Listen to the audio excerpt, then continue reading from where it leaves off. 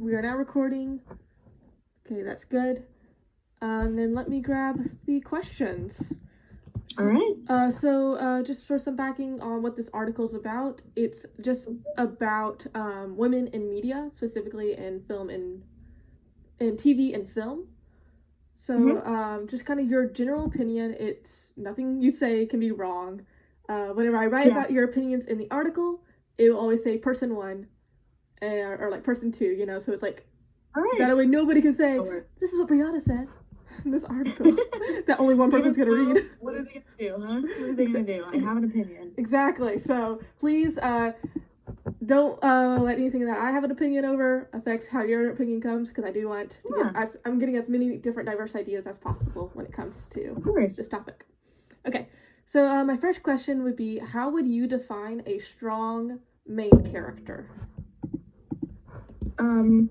It is somebody that people, I feel like, can either see a message in, because there's plenty of main characters that I feel like people can disagree with, but when they see a message and they see that message being conveyed correctly, they feel as though that is a well-written character, and being able to communicate that to an audience who isn't seeing all the behind-the-scenes work is important.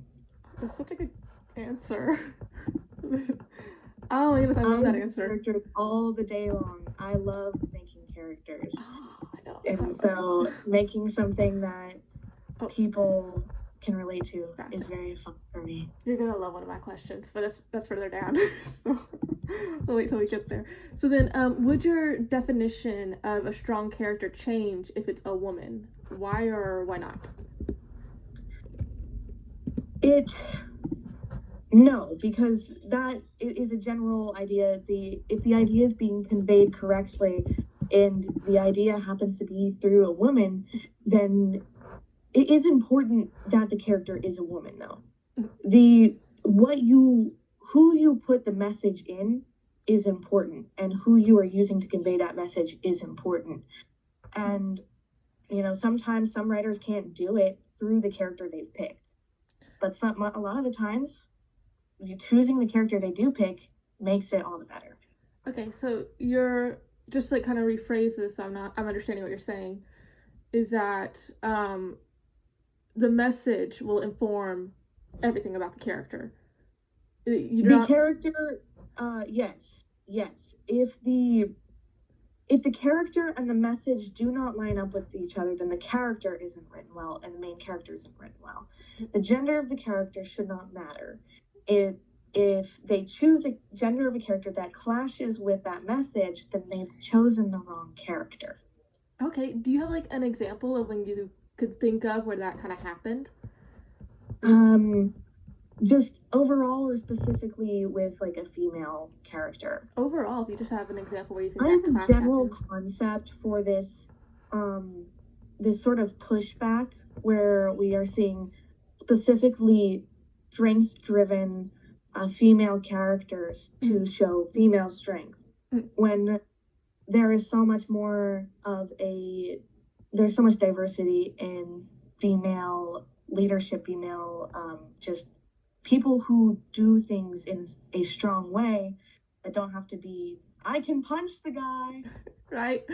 Yeah. Sorry, I tried so hard. Like, don't hop in. Don't hop in. It's not my place. It's so understandable. Because I agree 100%. Because I'm the same way. I'm like, just please.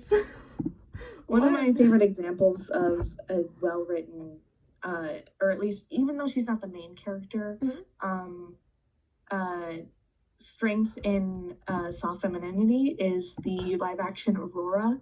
I also have a bias. I love Aurora a lot, but the idea that she's this ruler, but she's not below the king because she's the queen or something like that.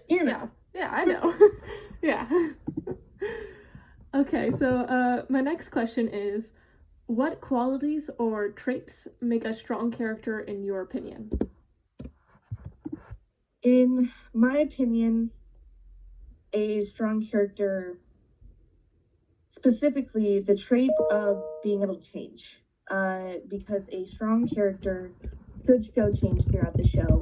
That arc where they change from point A to point B is really the strong part of the character, because when you're trying to convey that message, showing the opposite side and then the change to what you want the message or to show, it's, I don't know how to explain it exactly, but that change from point A to point B, the black and the white, help people see, oh, it's the same idea as this is the bad guy versus this is the good guy. Whereas you could take more abstract concepts, like uh, one movie where it was about co codependency, and they took that and they put it in a horror project and they showed the horror of it. And even though it doesn't sound like a bad idea, they took something and they showed it against the black versus the white. Right. Yeah. Yeah, that's like a really roundabout way of saying I think a strong character have a good arc. Yes. It's like it's less so actual strength and more so the three arc structure. A strong character is about their story, not what the character actually does. Okay, yeah, I like that quote. I'm probably gonna quote that. I like that. So for my fourth question is, does this change at all if the character is a woman? Well, I mean, I think the quote speaks for itself. Yeah. If the story the character is only as strong as the story is, and if the story is poorly written, the woman can't be very well written either, unfortunately. There's plenty of media where there are strong women. One of my favorites is Princess Mononoke. She is a strong woman, like when you think of typical strong woman. And the story, she's not the main character, but she is an important, integral part of the story to show humanity meshing with nature.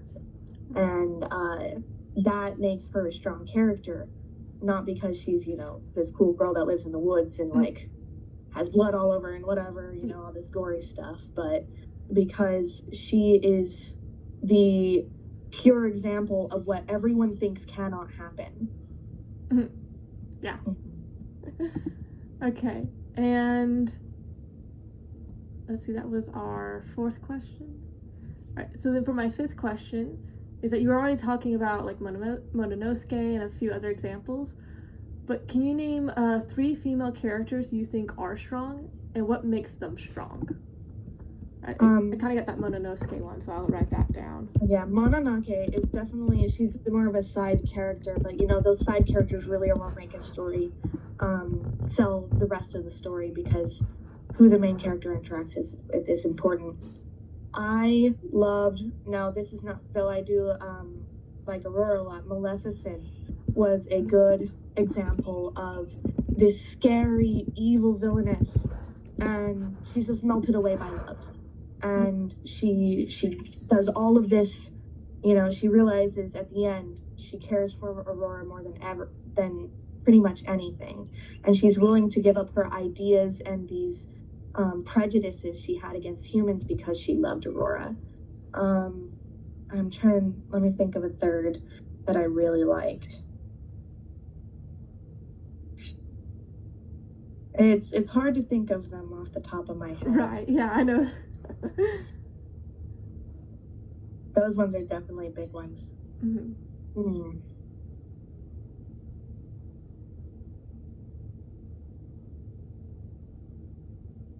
It probably have to be from some anime, because I feel like anime.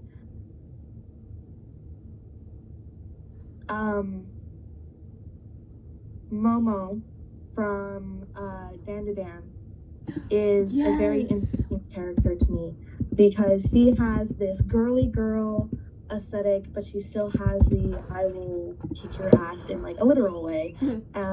But she doesn't like compromise her girliness for it. She still has these big hoop earrings that she takes everywhere, and she's still just a girl. She's still just a girl, and she's very human in that way. She's complex like a human is, and I don't know if there's like some major complexity to her. I haven't finished Anna Dan, but I do like her and I do view her as a strong character, not just because she's a sidekick, but because she is a human being. Right, yes. And then I really hate to add on because I'm trying to keep this scientific, so annex my part from any future parts of my book. But one thing I really love about Mao Mao is that she wants love. That's her whole thing in the first season, is that she's like, I just want to find my man. It's really, and it's like, and then she's not degraded for that at all. It's like, no. In fact, she's praised for it, and then she finds her man, and then it's taken seriously. Like the whole plot of this story, like her wish for a man is taken seriously and not seen as, oh, you just want a dude. No, it's like, or like, oh, all a woman ever wants is love. Well, maybe that's what she wants. Okay, leave her alone. Yes. So yeah, so I'm gonna annex that because I'm like, nope. But yeah, sorry. Whenever you brought up Dan to Dan, I'm like, yes, she's such a good example. Okay, then on to question 6, which I only have 9 questions, so just to kind of keep that in mind. Can you name 3 female characters who are filmed as strong individuals but do not meet your definition of strength? I know a lot of people really liked Raya and the Dragon, and a lot of people really hated it. Unfortunately, Raya was not a very strong female character in my opinion, not because she wasn't doing things that weren't noble, but because she couldn't stick to the things that she wanted to do. I have a hard time with characters who kind of just throw everything to the wind and pray and hope on something they shouldn't. Especially when it is a female character, and it's like, I expect better of you, girl. Ryan the Dragon, she just, I feel like she didn't stick to her guns. She chickened out for the power of friendship. Right. And it's like, girl, you met her 5 minutes ago. So you felt like the last scene of Ryan the Last Dragon wasn't earned?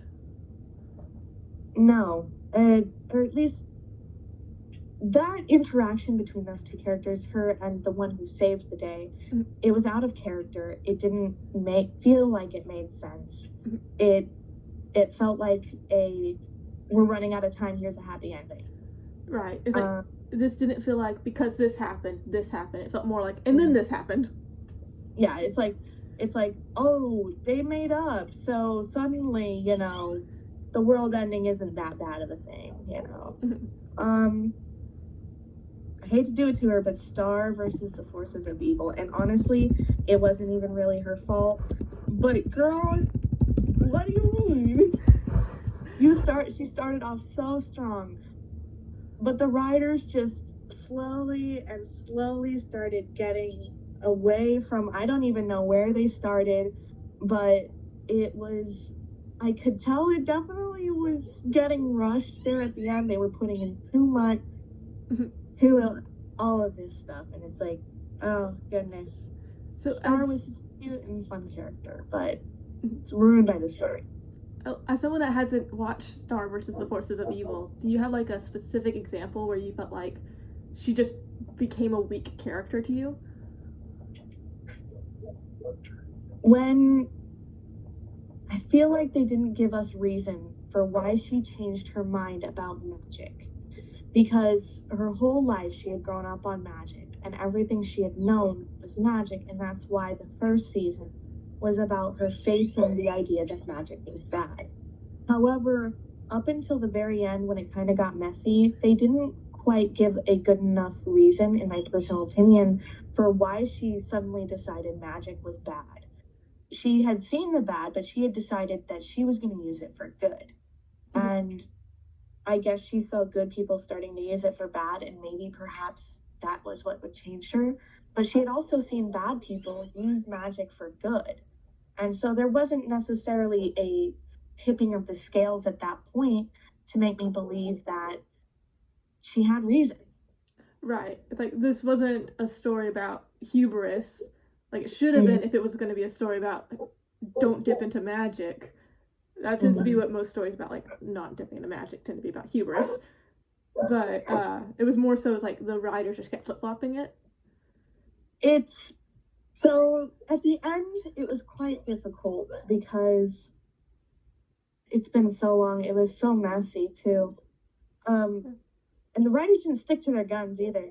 They said, okay, magic is gone, but then a magical portal appears after the magic is gone and merges Earth and another planet together. And it's like, wait. You said the magic was gone. What just happened there? Right. Another character. It's usually when characters aren't able to follow through with what they kind of set up in the story, and they're just disappointed. And you can kind of see where it's going, and then suddenly it flips. I feel like Alora from Voltron Legendary Defenders could have been great. She could have been so great, but she ended up being written as this sort of annoying side character, and instead of being some ethereal princess like Princess Celestia or something like that, who always aided and always helped, she was kind of forced into that same role that I was talking about, where they have to be on the front line of battle in order to be strong.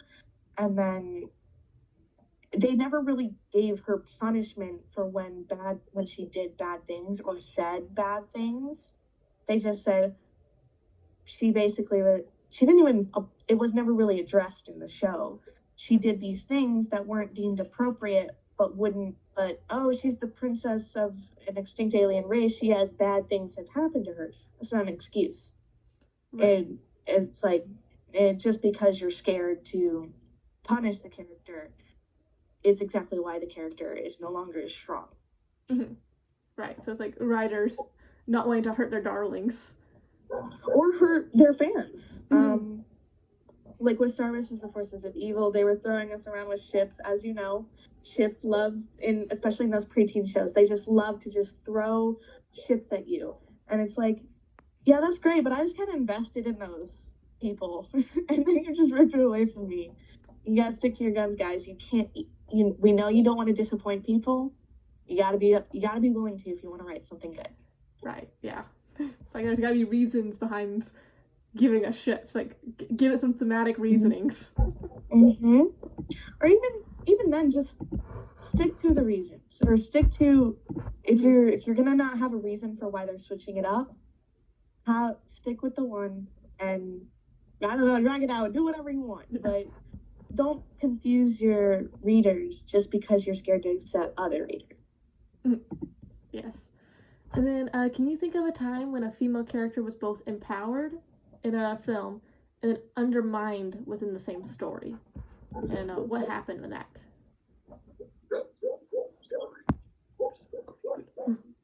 A lot of it is that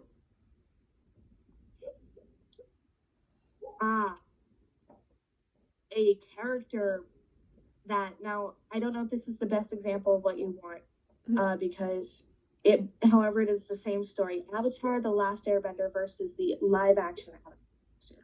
Okay. And Katara specifically. Katara, learning from Paco, the waterbender master, and choosing and winning a fight against him specifically, and having him train her as a sign of respect and showing that he believes he deserves to be trained as a warrior. Whereas in the show, they don't allow that to happen. She either like trains herself. I can't remember exactly what happens, but she was not allowed to be taught, or they basically said, no, she doesn't need to be taught by this guy. But then that takes away the power of the moment when she earned that respect from him. Yeah. Because that, it's not earned respect. It is just, you did it all on your own anyway. You didn't get what you wanted out of it. You didn't prove anything. You became powerful, but now you don't have that relationship between those characters to show, to have that male representation within that situation and be like, see, I don't know how to explain it, but that was definitely one where a story And you could see the differences between story 1 and story 2. Yeah, and like their effort to empower their woman characters that ended up undermining an entire story arc kind of thing. Yeah. Yeah. Especially in season 1, there was like a huge sexist theme throughout all of season 1 with Sokka and the Water Tribes. And so I was really sad to hear that got taken out of the live action. I didn't watch it because I heard of all those changes. So I was like, I'm not gonna even. And then her proving herself to pretty much everyone was that big turning point. And they Sokka didn't stop, but having this space where she could say, well, I still proved myself, was something. Or what Paku still taught me, and nobody taught you. So it's like, I read from a scroll. It's like, I read from a book that this happened. It's like, okay, sure. Right. I can't think of any others off the top of my head but it's always that. Mulan is another one where you could see exactly what they did before and see where they went wrong after. Mulan live action, they took away her wit in exchange for physical strength. And it's unfortunate because the whole point of the original was she didn't need physical strength to be the best. Yeah. And, that speaks a lot, especially to women who, are most of the time physiologically different or have less strong than men. Now, some women, right? Some women, but they work hard for that. And but those, when they took away that power from her and for another power, it undermined her as a character, and specifically a female character. Yeah. Yes. Sorry. I'm sorry, one moment. Okay.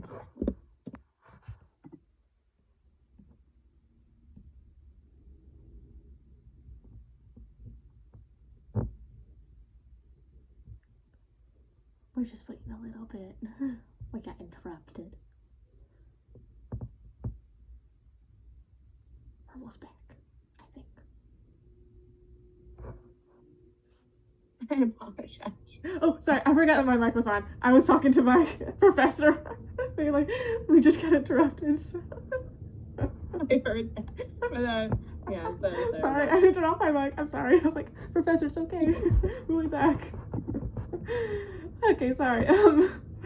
So for question 8, how would you create a strong female character if given the opportunity? This can be a completely original, or you can change an already existing character. Well, I've definitely listed a lot of examples of characters I would change, or characters that I think should not have changed. For me personally, I like showing. It is easy for me to write characters that are a lot like myself, or at least my inner conflicts. And I personally like showing female characters who start off in that I'm strong, I'm independent, and they have this preconceived notion of what they need, what they believe they need to be in order to be strong, and then shape that throughout the story into something softer. They realize they don't have to be abrasive. They realize they don't have to be emotionally shut out. They can cry, they can be happy, they can want things. I specifically like to show characters who believe they have to regulate their emotions very heavily, and then give them a character around them, or give them multiple characters to show them that they have no need to shut these feelings out. And even when they do get punished, that at the end of the day, the punishment isn't more effective than how it feels to actually be oneself, or just be able to have those people who make you feel good. And so I like writing characters like that. I also just like showing, honestly, all kinds of all kinds of female characters. Making them human is what's so important to me. Making them like real girls I've met, making them like somebody you would know, because then that's the important part of a character, is when somebody can see a message, see themselves in that character, and they feel like they've been seen too. Yeah, it's one thing I always find so funny on comedy shows when they do that like writer's trope, like their friend became a writer for a day, and all of the characters in the books are just their friends, and I'm like, do you know how impressive that is as a writer? It's like, we're all joking, like, this character is obviously just me, and I'm like, that's incredible. He knows you enough that you recognized yourself. Right. Through writing. That's incredible. That's awesome. And, and we take a lot from, like, when you write or when you create, you take from what you know. And being able to make something that makes people around you feel seen is, what's really awesome about being a writer. Yes. And then for my last question is, after this discussion, would you change your definition on what makes a strong female character? Why or why not? Not really, because like I said, that story is the most important part.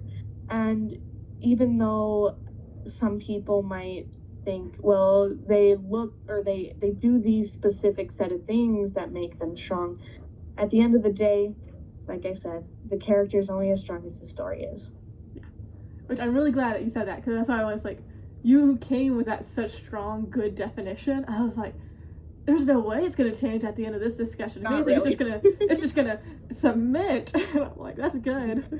Because it's like, you're very media literate, so I was like, I knew you would be like a really good person to talk to about this, because I feel like I got another expert over here who really studied this. It's one of my favorite things to consume, media, animations, specifically animations and movies. I love those. I do watch TV shows every now and then, depending upon which kind it is. But seeing characters, especially within that short time frame of a movie, and that message being conveyed is important. All of that time is being used, and so that's why I like movies a lot, because they don't waste time throwing in some random character that you might never see again, because every second's important. Yes, I know. It's like my favorite thing when I watch movies. I'm like, I just like breaking them down now. Don always said after taking his classes, you would never watch a movie the same way again. And I'm like, he's right. And I'm mad at him and happy at the same time that I can't just shut off my brain and enjoy this. Like, breaking down everything. I will tell you, trust me. There is a designated spot to whoever sits next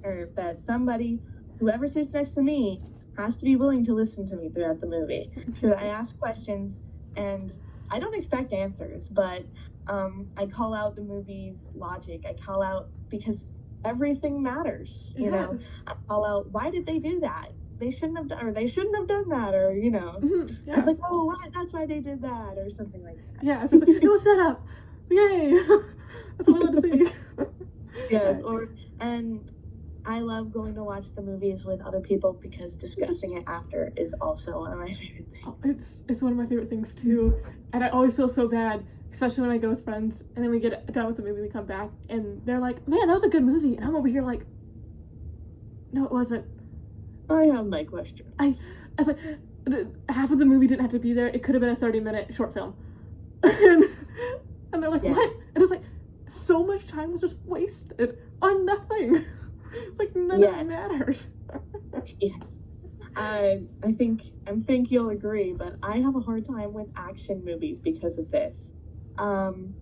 They are very surface level plots most of the time. Now, don't get me wrong, they can be fun. Oh, yes. And that's why a lot of people watch them, because they're just fun. But when I think about media that is good, like media that I would genuinely recommend that is thought provoking and some of my favorites, it is not action films ever. No, I do have some guilty pleasures. That is heist movies, and I love heist movies.